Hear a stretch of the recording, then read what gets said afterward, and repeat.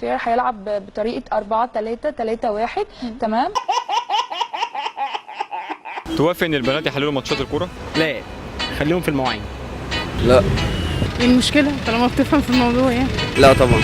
ممكن هيبقى فن جدا على فكرة. طب هتحلل بناء على ايه اصلا؟ اوافق.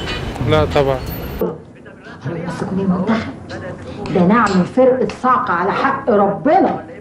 اجيب يوطن حراغب ومعاه عمرو عبده وعمرو الداني واحط عليهم احمد عيد عبد الملك. البنات اللي هم عايزين يحللوا الماتشات دول تنصحهم بايه؟ يتجوزوا يقعدوا في البيت.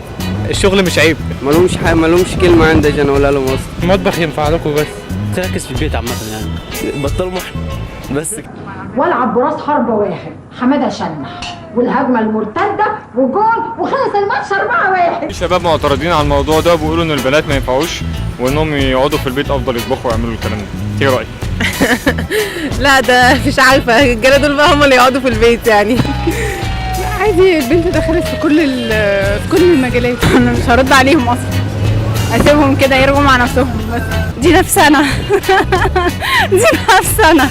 واللعيب دوت شبه خطيب هناء وبتاع يعني شعر باسم مرسي وبياض عمرو جمال ودقن حسام غالي مالهاش علاقه بالكوره، يعني ما بيلعبوش بيهم كوره.